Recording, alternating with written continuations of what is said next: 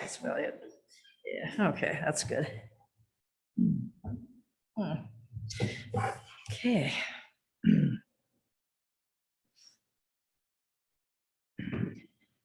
Again, it's always a pleasure to be here. It's also a pleasure to be again working with my current colleague in Muncie, Reverend Joel, who I know has spoken here a number of times. The incident that gave rise to this sermon occurred several years ago, but it's still relevant. It comes from the time when, excuse me, my ministry included being part-time and on-call chaplain at Ball Memorial Hospital in Muncie. Here's the story as I remember it. I was on call for the weekend. Our on-call weekends ran from 4 o'clock on Friday afternoons, right straight through 8 o'clock Monday morning.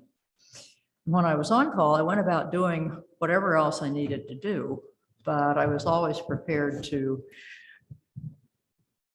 be interrupted at any moment and change gears very quickly. If I recall the sequence of events rightly, I'd been called in to participate in a case conference, finished up at the hospital, and then arrived at church in time to catch the end of the service. Afterward, I went home, ate lunch, and set about cleaning up the backyard. My husband and I have always had dogs, and I'm the one who cleans up after them. In the middle of poop scooping, I was again called into the hospital, this time to be with the family in the emergency department. That completed, I went home and finished cleaning up the yard. And that was kind of the way a lot of weekends went. Well, this scenario led me to muddling on what's meaningful and what isn't. So for the next several minutes, I'd like us to reflect together on the following propositions suggested by Thich Nhat Hanh's reflection on roses and garbage, as well as by 3 other readings, which I've incorporated into the sermon itself. As I said, 4 propositions, but no worries. There's no need to take notes. There will not be a test. First off, meaning is something that we attribute to events and things, not an inherent property of them. Second, meaning comes from connection. It comes from being present, being engaged, showing up for our lives. In our daily lives, in all their ordinariness, their mundaneness, their messiness, our daily lives are where the stuff of meaning is to be found, if we're to find it anywhere. Fourth, our entire lives are sacred.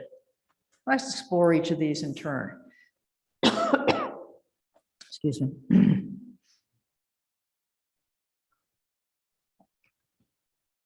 Like everybody else in Indiana, I'm having allergies right now. In his somewhat controversial book, Buddhism Without Beliefs, the author Stephen Batchelor writes, "I am confused. This confusion is not a state of darkness in which I fail to see anything. It is partial blindness rather than sightlessness. By not seeing well, I misconstrue things. The world is so saturated with the meanings given to it that those meanings seem to reside in the things themselves. We habitually assume that the world presented through the senses exists out there, just as it appears." And he suggests, as you listen to sounds and observe sensations in the body, consider how what you experience is configured by your own conditioning, habits, and views. Had an interesting experience of that just yesterday, in that the kind of immediate judgment that happens when I heard a hawk up very close to the house. And on the one hand, I like hawks because I like big birds. But on the other hand, I know that this hawk, which had been hanging around for a couple of days, Also the reason we're not seeing any birds at our feeder. They have better sense than to risk a run-in with the hawk. Okay, so back to bachelor. Don't we all get confused in this way? How many times do we attribute the meaning of something to the thing itself, to the object? Ministry is meaningful. Cleaning up after the dog, not so much. Dinner with our families is meaningful. Quick hamburger at a fast food place, less so. A good conversation with a friend, meaningful. Folding laundry, okay, you get the point. Pause for a moment to think about how you divide your life into meaningful and not meaningful categories. Now, once we've stashed something in the not meaningful category, what happens? Well, here's what happens, at least for me. I tend to pay less attention to it. I approach it on autopilot, and my primary goal is to complete the task as rapidly as I can, preferably while thinking about something else. If it's a seriously unpleasant task, maybe I'm even wishing I were doing something else or wishing I were being someplace else. Whatever the experience, it's definitely landed in that stack of things labeled "do not add to my life." All this happens without my conscious intention. It's part of the filter which I experience in my life. Let's go back to the example again. Can I find meaning in cleaning up after our dog? Well, for one thing, in nice weather, it's just good to be outdoors no matter what I'm doing. And our dog brings us a lot of joy, and invariably, along with the joy comes the necessity to clean up. It's also a contribution that I make to the overall pleasantness of our home and our yard. It gives me a chance to walk the backyard slowly, paying attention, so I know what's going on with the yard and the grass and the plantings and the trees. Well, it hasn't been too long since I noticed a cicada, a spruce tree, its wings glistening, iridescent in the sun. If I'm paying attention, I can hear the calls of several different kinds of birds. I notice the deck and the plants on it. Batchelor proposes an alternative to interpret and to adhering the meaning of something to the thing itself. Meaning isn't inherent. It's something we give to or withhold from events. Be aware, he counsels, of how much our experiences are defined by what we've labeled as meaningful or not. It is we ourselves who paint this layer of meaning or meaninglessness over what our experiences. Because we're the painter, we can change what we've painted. When we do, we're more likely to find the meaning in the everyday.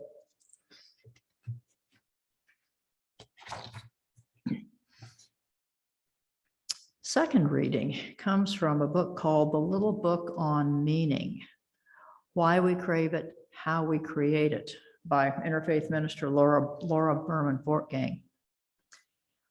What makes a meaningful relationship with another person? What constitutes meaningful work? Is it what is said or done, or rather how it makes us feel? I'd answer that meaning is something we feel more than something we do.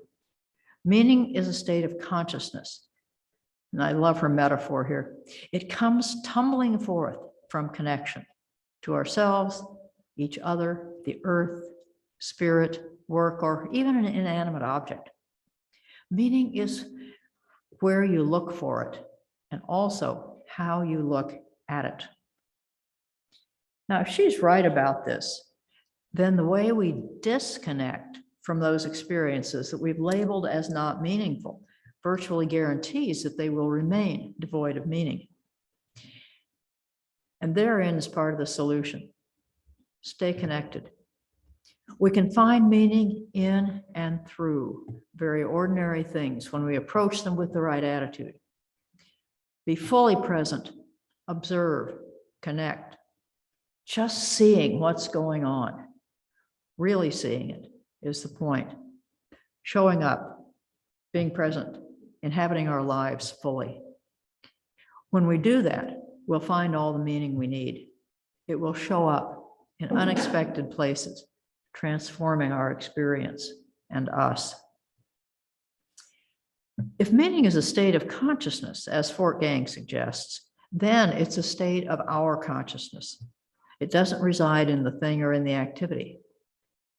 Whether a routine grocery shopping trip is meaningful or not depends not on the activity itself, but how I approach it.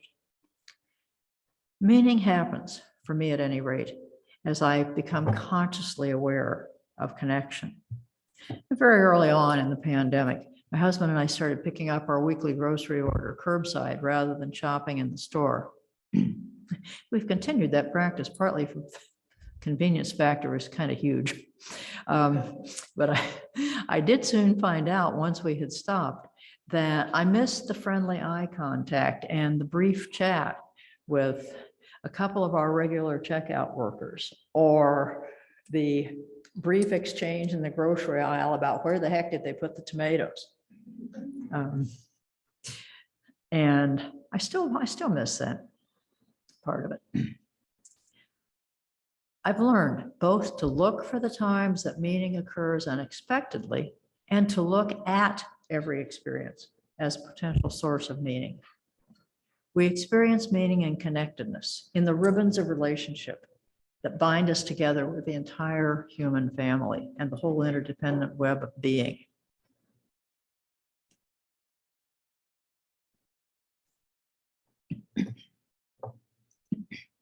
Last author who stimulates my thinking along these lines is another Buddhist teacher, Rodney Smith, in an article in the journal Tricycle titled The Undivided Mind. This one's a little longer. A lay Buddhist is one who fully embodies his or her life of work, family, and relationships without spiritually prioritizing any activity. From this perspective, all moments are equally precious, whether we are practicing formal meditation on a retreat or showing up for the ordinary moments of our lives. Once we abandon the belief that there is a more spiritually useful moment than the one we are in, once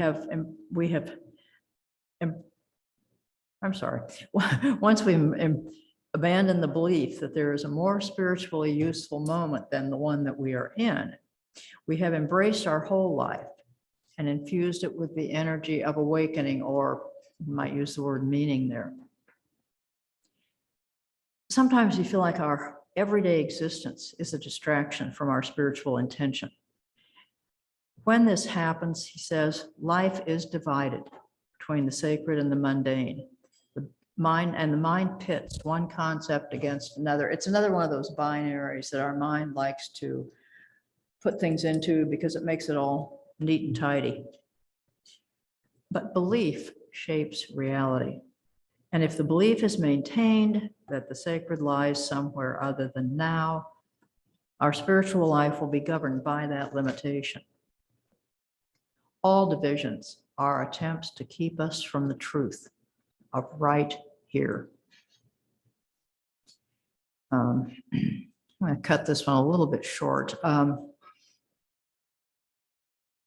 Suddenly, the Buddha is found in the middle of relationships, work, and family, within all activities, reactions, thoughts, emotional responses. Nothing is outside now, because no boundary is drawn to separate now from then, or here from there, or whatever. At the time of its earliest beginnings, okay, we're off of Rodney's piece. At the time of its earliest beginnings, though, Buddhism was practiced exclusively in monastic communities. There was no householder, what's typically called householder Buddhism, by men and women, and later only men, who devoted their entire lives to the practice of religion. Household religious practice developed only later and has flourished in the US because most US Buddhists have no desire whatever to become nuns or monks, although there are some. Rather than pulling us away from the world, what's called engaged Buddhism puts us right squarely into the middle of it. Everyday life is the ground of our practice. Indeed, it is our practice. Everyday life is where we will find meaning, if we find it at all. There is no more meaningful moment than right now, right here. Enlightenment, meaning, connection are all right here, right now, this very moment, in this time, in this place, no matter what we're doing. To divide our lives into meaningful and non-meaningful moments keeps us from experiencing ourselves and our lives in our wholeness.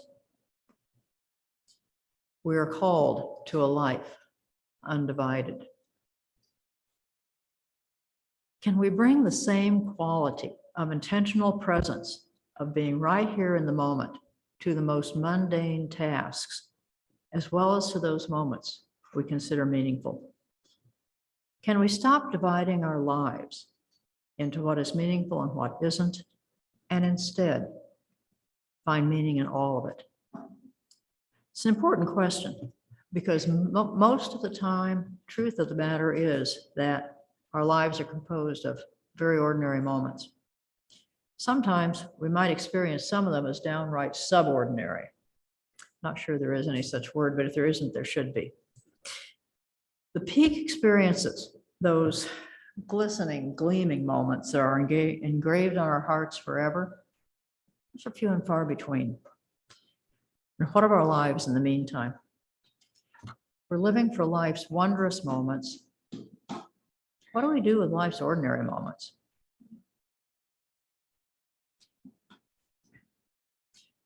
Some time ago, my husband Tom and I were privileged to spend some time in Küsnacht, Switzerland, where Swiss psychiatrist Carl Jung lived a large part of his adult life and did a lot of his writing. Jung's writing has been an important influence on me, both personally and professionally. And the trip to Küsnacht was something of a pilgrimage for me. On the lintel above the entrance door to his home at Küsnacht, Jung had carved the saying, which in translation reads, "Called or not called, God is present." Jung's statement echoes Rodney Smith's in different language. We don't have to be somewhere special or be doing something special to find the holy. Our entire lives in all their ordinariness and dailiness, all their humanity and all their messiness are holy, no matter however we interpret that word. There is no division. The meaningful suffuses the mundane, waiting for us to see it. It's all holy. It's all meaningful, or can be.